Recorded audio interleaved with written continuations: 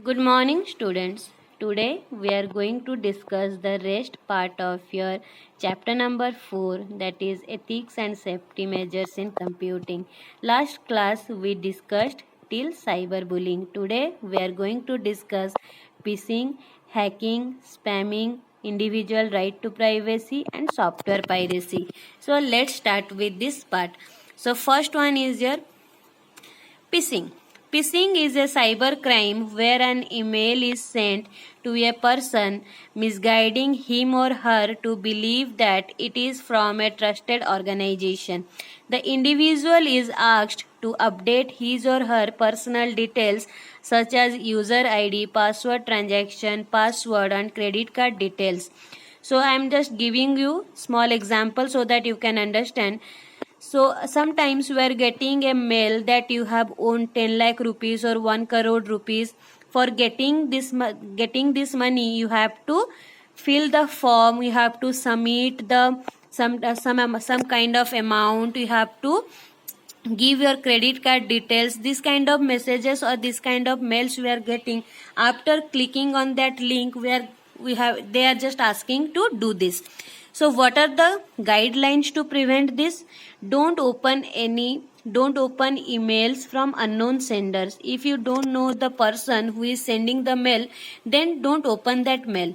Be conscious of the email that send you link to update your personal information.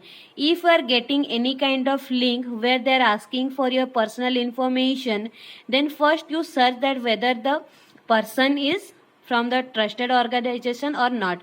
Then then only you just give your personal information, otherwise you don't. Next, always keep your antivirus update and protect your computer using firewall. Every within 2 days or 3 days we have to update our antiviruses. Next, always use official banking websites to perform net banking. Nowadays every bank they are having their own official banking websites, like SBI have Yono, your Allahabad bank have Empower, and lot every bank are they are having every banks they are having their own official banking. So whenever we are performing any net banking, we have to use the official banking websites. Next, always link your bank account to your current phone number and email ID. What email ID or number you are using, that number must be updated in your bank. Next is your hacking. Hacking refers to getting into someone's computer system without their performance in order to find out information or do something. Hacking means illegally getting someone else's data or stealing someone else's data without their knowledge. Hacking means stealing someone's information or data without their knowledge. So what are the guidelines to prevent this? Always secure your system by keeping password protected. So we have to give password to protect our system. And not only the password, you have to give the strong password. Okay, you have to give the strong password, that so that no one can crack that password and get into your system.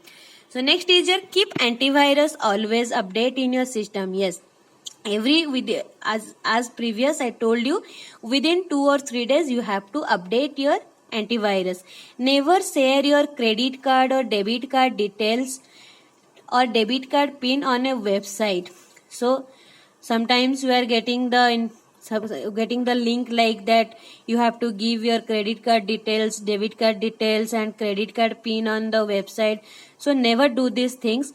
Avoid installing apps which require accessing your information like contact and gallery.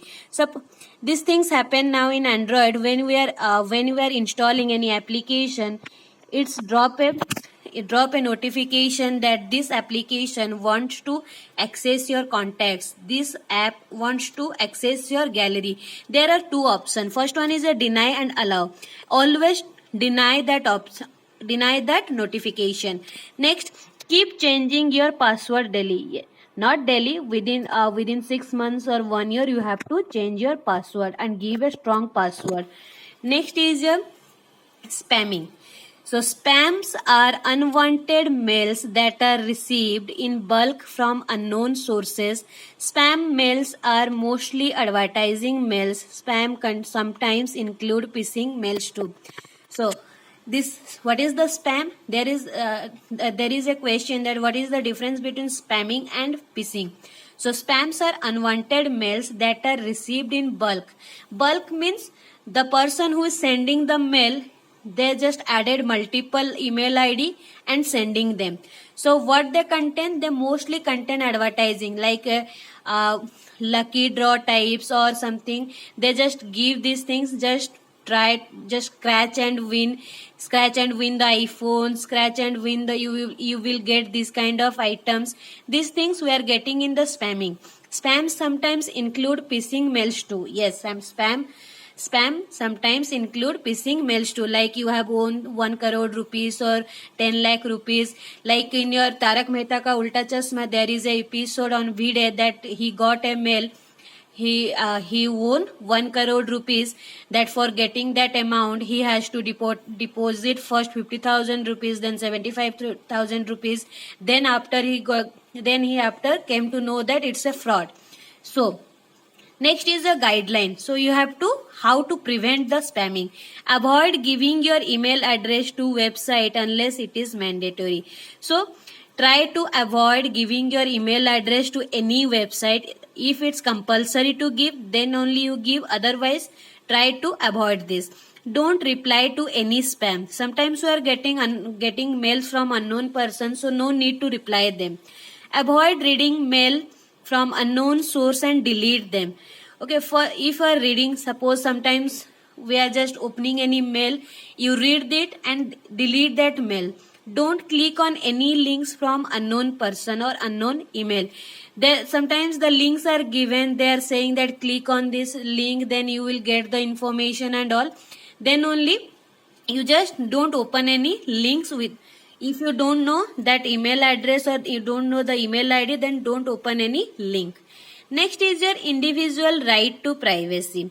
Privacy defines the right of the individual user or organization to keep their personal data and information a secret.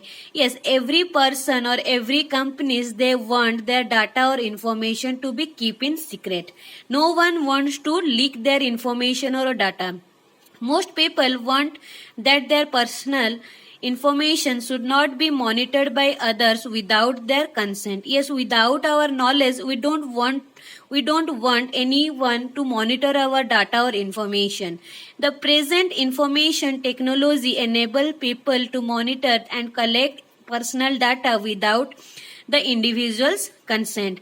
Yes, nowadays the hackers, the phishing, the cyber, the plagiarism, all those things are there, the unethical practices are there, so that they are getting our information or data without our knowledge.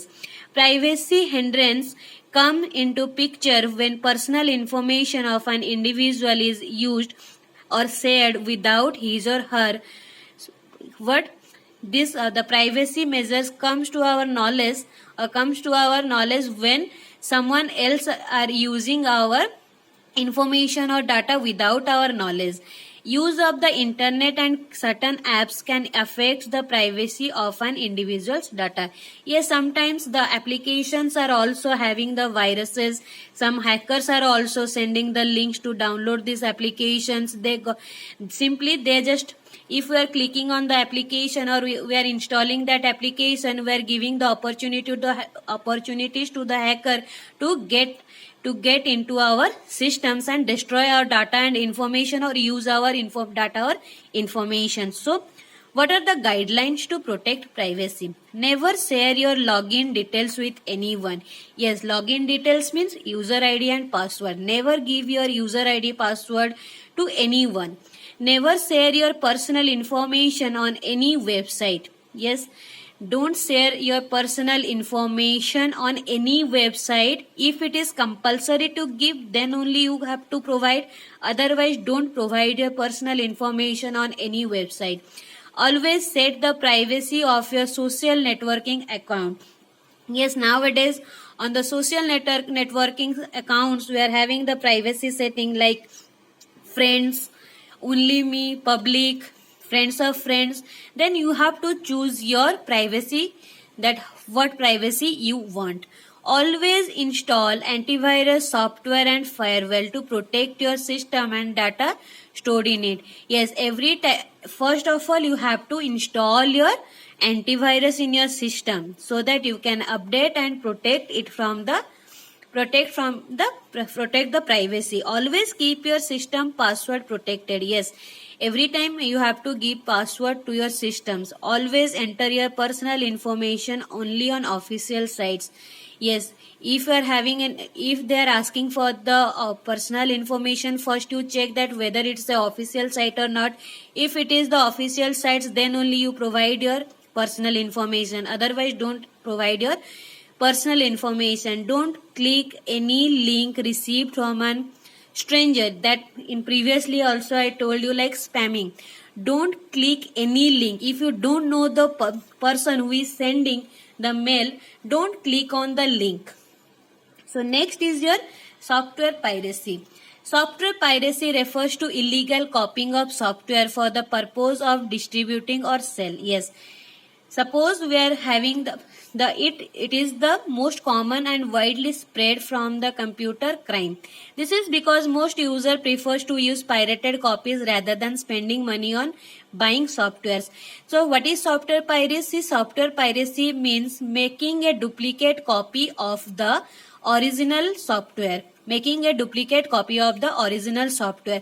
So many of the persons, they want to use the pirated, that duplicate copy is known as your pirated version or pirated copy. So most of the person, they don't want to spend money and they are using the pirated versions. So piracy is the serious problem faced by today's software industry. So every original product has their own copyright version. So whenever you are going to buy a software, you just see whether it's having the copyright version or not. If the copyright version is not there, don't buy that software. Next, guideline to prevent software piracy. Don't create copies of software for the purpose of distribution.